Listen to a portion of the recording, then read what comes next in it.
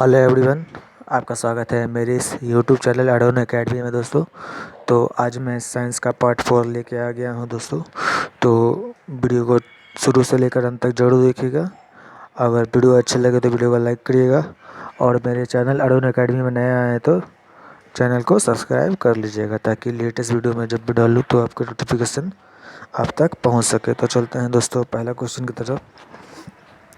तो दोस्तों जैसा कि पहला क्वेश्चन है, अधातु जो है आमतौर पर अपने डैश के कारण अधिक विद्युतीय होते हैं। जी हाँ दोस्तों, अधातु जो है आमतौर पर किसके कारण जो है अधिक विद्युतीय होते हैं। तो क्या हो जाएगा दोस्तों इसका राइट आंसर। तो दोस्तों इसका जो दोस्तों आपका राइट आंसर हो जाएगा वो हो जाएगा ऑप्शन नंबर बी हो जाएगा। तो छोटे परमाणु रेड्डी के कारण जो है दोस्तों अधातु जो है आमतौर पर जो है अधिक विद्युतीय होते हैं। तो चलते हैं नेक्स्ट क्वेश्चन की तरफ दोस्तों।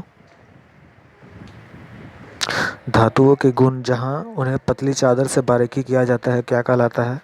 जी हाँ दोस्तों, धातुओं का वह गुण जिसे पतली चादर में बारीकी किया जा सकता है उसे कहलाता है क्या कहलाता है दोस्तों। तो क्या हो जाएगा इसका राइट आंसर। तो दोस्तों इसका जो दोस्तों राइट आंसर हो जाएगा आपका ऑप्शन नंबर बी हो जाएगा। मेलाविटी जो है दोस्तों, इसके द्वारा जो मेलाविटी ऐसा गुण है दोस्तों जिसके द्वारा जो है पतली चादर को बारीकी किया जा सकता है। तो चलते हैं नेक्स्ट क्वेश्चन की तरफ दोस्तों।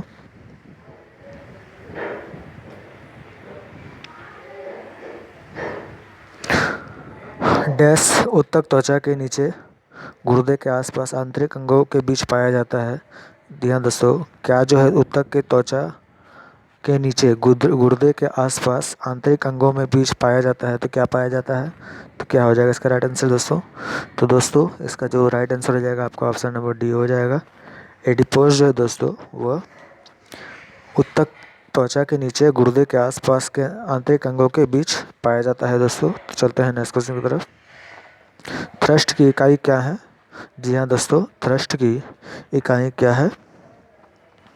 तो थ्रस्ट की जी दोस्तों एसआई इकाई है। क्या हो जाएगा इसका राइट आंसर। तो दोस्तों इसका जो राइट आंसर हो जाएगा आपका ऑप्शन नंबर सी हो जाएगा दोस्तों। तो न्यूटन जो है दोस्तों ये थ्रस्ट की इकाई है और इसे बल का भी इकाई कहा जाता है। तो चलते हैं नेक्स्ट क्वेश्चन की तरफ। डैश उत्तक कोशिकाएं व्यापक रूप से फैली हुई है। जी हाँ दोस्तों, कौन सा उत्तक जो है कोशिकाएं में व्यापक रूप से फैली हुई है। तो क्या हो जाएगा दोस्तों इसका राइट आंसर। तो दोस्तों इसका जो राइट आंसर हो जाएगा आपका ऑप्शन नंबर बी हो जाएगा दोस्तों। नरम हड्डी जो है दोस्तों वो उत्तक कोशिकाएं में जो है दोस्तों वो व्यापक रूप से फैली हुई है दोस्तों। तो आप लोग याद रखिएगा। तो चलते हैं नेक्स्ट क्वेश्चन की तरफ। अधातु के ऑक्साइड जो है आमतौर पर क्या कहलाते हैं। जी हाँ दोस्तों, आप लोग बताइएगा कि अधातु के जो ऑक्साइड है आमतौर पर क्या कहलाते हैं।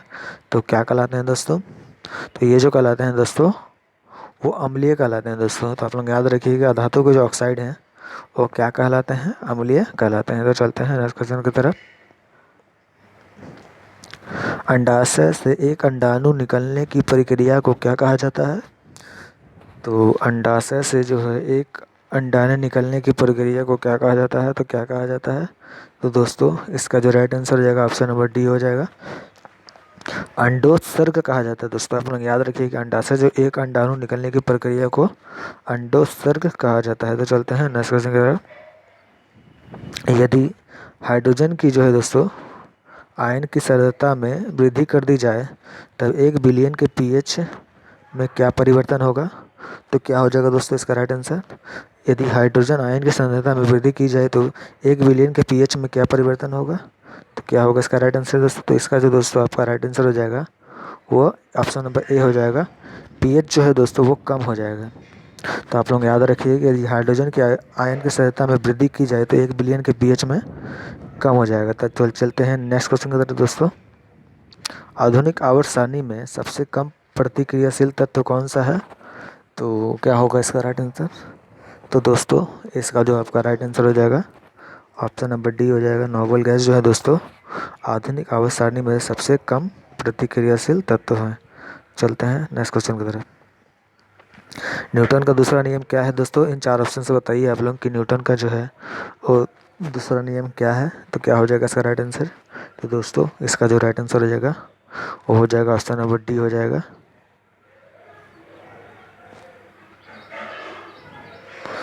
गति में परिवर्तन के विषय में बताता है दोस्तों। तो आप लोग याद रखिए कि न्यूटन का जो दूसरा लॉ है वो गति के विषय में गति के परिवर्तन के विषय में बताता है दोस्तों।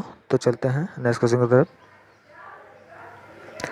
परमाणु ऊर्जा स्टेशन डैश राज्य में रावत भाटा में स्थित है। तो आपको बताना है कि परमाणु ऊर्जा स्टेशन जो है दोस्तों वो किस राज्य में रावत भाटा में स्थित है। तो क्या हो जाएगा इसका राइट आंसर। तो दोस्तों इसका जो आपका राइट आंसर हो जाएगा ऑप्शन नंबर सी हो जाएगा, राजस्थान में है दोस्तों। तो परमाणु ऊर्जा स्टेशन जो है वो कहाँ स्थित है, राजस्थान में स्थित है। तो चलते हैं नेक्स्ट क्वेश्चन की तरफ। चींटियों के समूह द्वारा परागण का वर्णन क्या कर चींटियों के समूह द्वारा जो है परागण का वर्णन करता है, क्या करता है दोस्तों। तो इसका जो दोस्तों आपका राइट आंसर हो जाएगा, बताइएगा इन 4 ऑप्शन से आप लोग। तो चींटियों के समूह द्वारा जो है परागण का वर्णन कहलाता है, वो कहलाता है माइमेरिकोफाइली। तो डी इसका राइट हो जाएगा दोस्तों। तो आप लोग याद रखिए कि चींटियों के समूह द्वारा जो परागण वर्णन करता है वह माइमेरिकोफाइली कहलाता है दोस्तों। तो चलते हैं नेक्स्ट क्वेश्चन की तरफ। निम्नलिखित में से कौन सा तत्व जो है आवर्त सारणी में डी ब्लॉक में आता है। तो क्या हो जाएगा दोस्तों इसका राइट आंसर। तो कौन सा तत्व डी ब्लॉक में आता है दोस्तों। तो आप लोग बताइएगा इन 4 ऑप्शन से। तो क्या हो जाएगा इसका राइट आंसर दोस्तों। इसका जो राइट आंसर हो जाएगा ऑप्शन नंबर बी हो जाएगा दोस्तों। स्केडियम जो है दोस्तों वो आवर्त सारणी के डी ब्लॉक में आता है। तो आप लोग याद रखिएगा। चलते हैं नेक्स्ट क्वेश्चन की तरफ। आणविक ऑक्सीजन की किरणें जो है दोस्तों, आणविक ऑक्सीजन पर किन किरणों की क्रिया के फलस्वरूप ओजोन गैस की सतत बनी रहती है दोस्तों, बनती रहती है। तो तुम बताइए कि आणविक ऑक्सीजन पर जो है किन किरणों की क्रिया के फलस्वरूप ओजोन गैस की सतत बनती रहती है। तो क्या हो जाएगा इसका राइट आंसर। तो दोस्तों इसका जो राइट आंसर जाएगा आपका वो हो जाएगा ऑप्शन नंबर डी हो जाएगा। पराबैंगनी प्रकाश तरंगे का कारण जो है दोस्तों आणविक ऑक्सीजन पर फलस्वरूप ओजोन गैस की सतत बनती रहती है। तो आप लोग याद रखिएगा दोस्तों। तो चलते हैं नेक्स्ट क्वेश्चन की तरफ। मनुष्य के पसलियों में मनुष्य की पसलियों में मनुष्य में पसलियाँ जो होती है वो किससे जुड़ी होती है।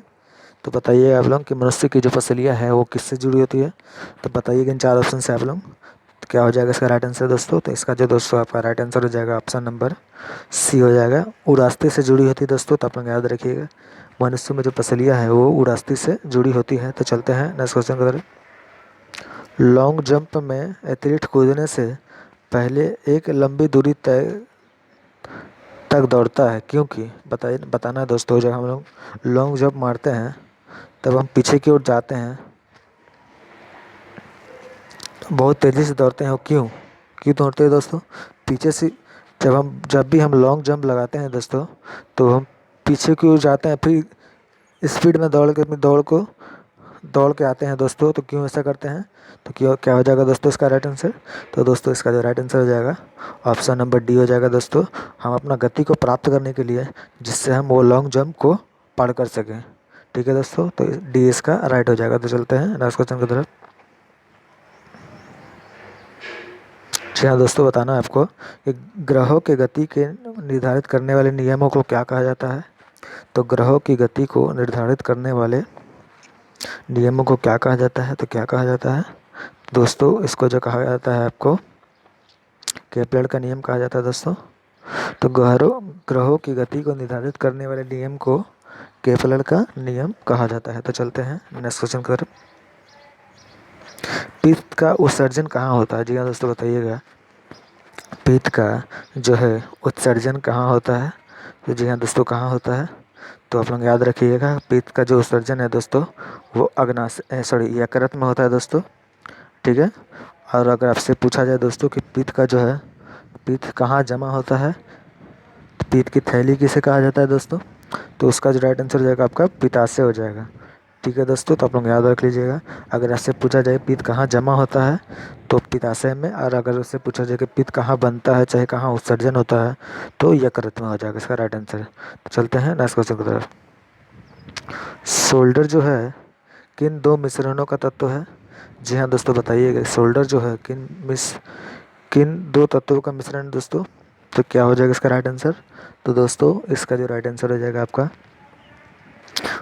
ऑप्शन नंबर बी हो जाएगा दोस्तों। लेड और टिन से जो है दोस्तों सोल्डर मिश्र धातु का मिश्रण है। तो चलते हैं नेक्स्ट क्वेश्चन की तरफ दोस्तों।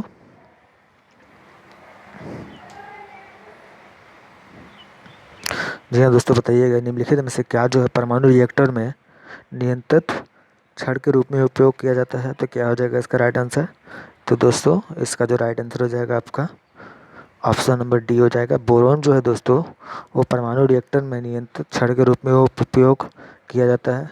और हाँ दोस्तों, आप लोग ये भी याद रखिएगा कि इसमें बहुत कन्फ्यूजन होता है दोस्तों, तो इसीलिए मैं आपको बता दे रहा हूँ। अगर इसमें पूछा जाए आपको दोस्तों, यही क्वेश्चन रहेगा दोस्तों, ठीक है। इसमें अगर आपसे पूछा जाए कि विभवांतर रूप से, आप लोग सुनिएगा ध्यान से, कि विभवांतर रूप से जो है परमाणु रिएक्टर में नियंत्रित छड़ के रूप में उपयोग किया जाता है, तो उसका जो दोस्तों राइट आंसर हो जाएगा वो हो जाएगा यूरेनियम, ठीक है। और अगर आपसे पूछा जाए कि निम्नलिखित में से माने इन चार परमाणु, खाली खाली आपको बोल दिया जाए कि परमाणु रिएक्टर में नियंत्रित छड़ के रूप में उपयोग किया जाता है, तो उसका जो राइट आंसर हो जाएगा बोरॉन हो जाएगा, ठीक है।